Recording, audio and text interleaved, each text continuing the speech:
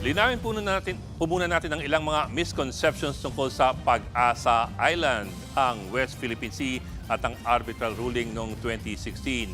Unang-una, hindi po totoo na inaangkin natin ang Pag-asa Island dahil lamang pasok po ito sa ating exclusive economic zone.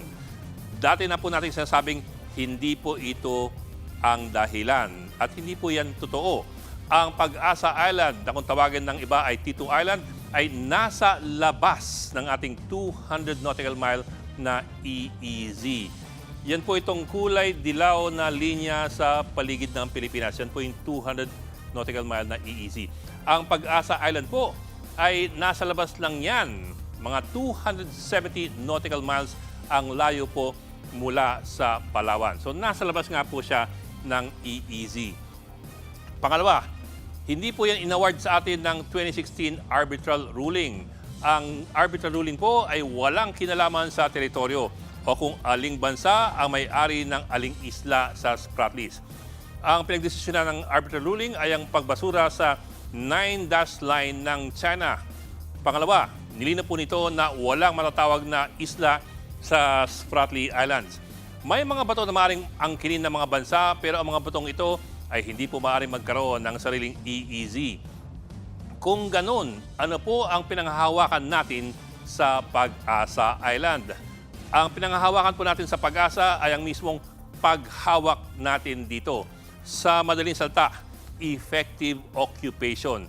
Sa ilalim po ng customary international law, kinikilalang effective occupation ng isang bansa sa isang teritoryo basta po hindi ito lumabag sa ibang international laws.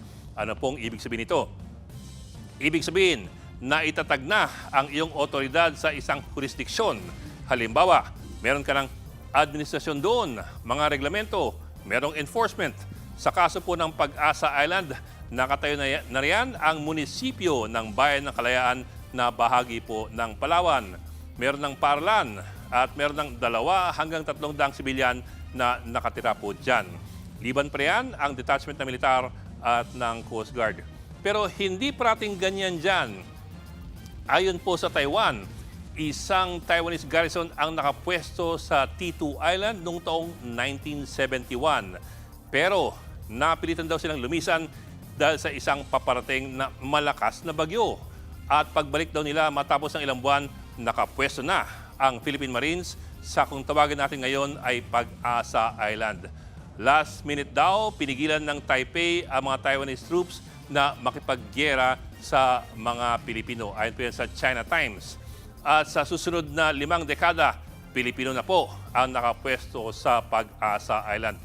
Effective occupation po ang tawag ngayon dyan. Ang pinaghuhugutan po ng konseptong ito ay ang 1928 ruling ng Permanent Court of Arbitration sa Island of Palmas case. Ang Palmas Island po ay isang maliit na isla sa timog ng Mindanao na gaya po ng Pilipinas ay pag-ari noon ng Espanya. Pero hindi po gaya ng Pilipinas, hindi ito naokupa ng Espanya. Kaya't nung sinakop ng US ang Pilipinas, ginusto rin ng Amerika na kunin itong Palmas Island. Yun lang, hawak na ito ng Netherlands. Ang ruling ng arbitrator sa kasong ito noong 1928 ay naging haligi ng mga susunod na desisyon tungkol sa pag-aangkin ng mga bansa ng mga teritoryo. Ang sabi po ng arbitrator, parating mas matimbang ang effective control kesa yung mga claim na, ay, kami kasi ang nakadiscover niyan. O, uy, may kasaysayan kami dyan. O kaya, oy, lolo ko ang nagtayo ng bandera dyan. Kung ganon, edi pwede na rin bang angkinin ng China yung mga artificial islands na kanyang ginawa sa West Philippine Sea? Hindi po. Dahil artificial islands nga mga ito na tinayo lamang sa mga bahura o yung mga reef. Para maangkin ng isang bansa, kailangan ito ay isa pong isla o kaya ay isang bato or high tide elevation. Mga kapatid, Ed Lingaw po, maging maalam at may pakialam sa mga napapanahong balita sa ating bansa.